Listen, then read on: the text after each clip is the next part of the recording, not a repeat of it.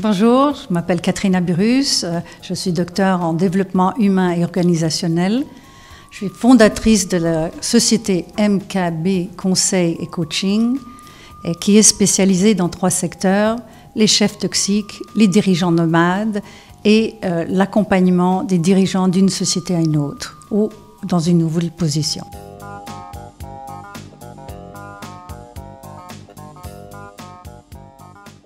D'abord, en général, quand je vais dans une entreprise et qu'il y a un chef toxique, je peux voir que certainement il y aura une rotation du personnel qui est très élevée, qu'il y a une démotivation, que RH, au fond, reçoit beaucoup de plaintes. Et aussi, souvent, le chef toxique ou le dirigeant toxique crée un peu le vide autour d'eux. Alors, il y a un problème de succession, parce que beaucoup des talents partent. Alors, ça crée une sorte de vide autour d'eux.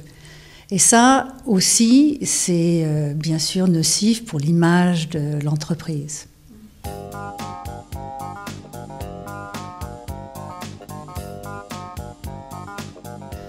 Alors, ce qu'on peut trouver, c'est qu'au fond, les personnes sont en train de réagir par rapport aux dirigeants toxiques et par rapport à son humeur, et pas par rapport à le bon déroulement de l'entreprise.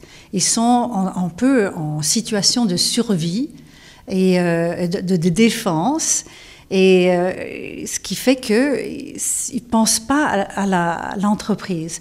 Et ça a comme conséquence une baisse de productivité. Et une autre chose, c'est que si le dirigeant est très toxique, les gens ne vont plus proposer leurs idées. Et s'ils ne le font pas, il y a une baisse de créativité, d'idées nouvelles pour l'entreprise. Et ça a des conséquences sur la pérennité de l'entreprise.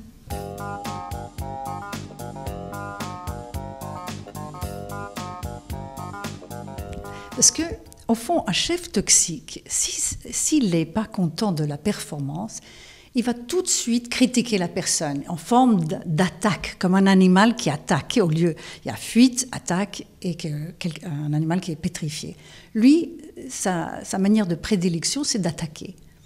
Et bien sûr, ça met la personne sur la défensive. Le dirigeant exigeant, ce qu'il va faire, c'est d'abord analyser pourquoi la personne n'a pas fait le travail et ensuite voir si c'était un manque de volonté ou un manque de compétence.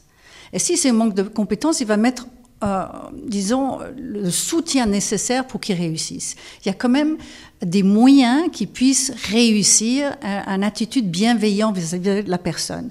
Tandis que le chef toxique va tout de suite attaquer. Et il ne va pas donner les moyens de cette personne de s'améliorer.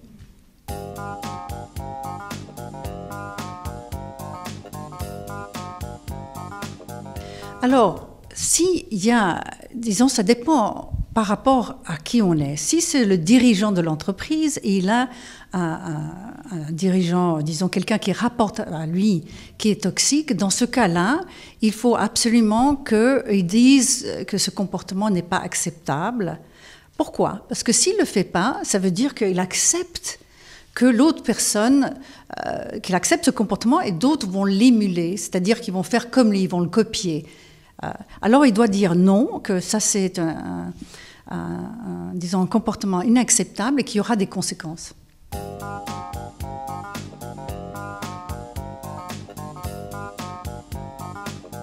Alors une chose qui est très importante, c'est d'abord de rester le plus calme possible.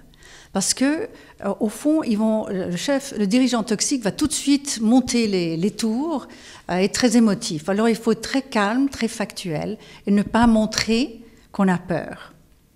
Parce que si il voit qu'on a peur, il va attaquer. C'est comme on devient une proie pour lui.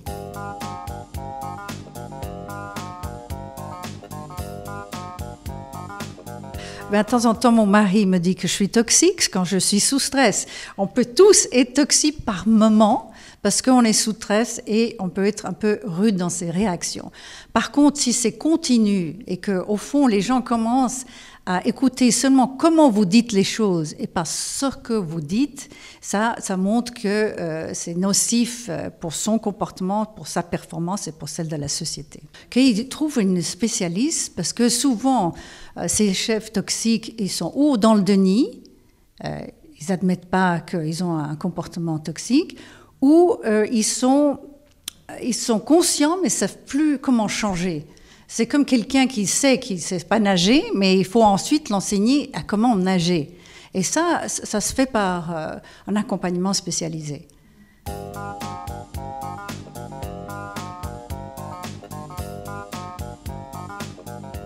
Oui, il y a une étude de Gallup, c'est-à-dire qui dit que 74% de personnes ont déjà eu un chef toxique et qu'en effet, qu'il y a des conséquences sensibles.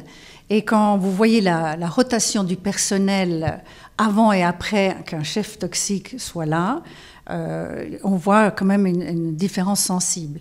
Par contre, je tiens à vous dire que souvent, ils sont très, très brillants, souvent, ils ne se rendent pas compte et qu'ils ont ce manque d'intelligence émotionnelle. Ils ont un quotient intellectuel, en tout cas ceux que je coach ont un quotient intellectuel ou technique très élevé, mais émotionnellement, c'est leur angle mort.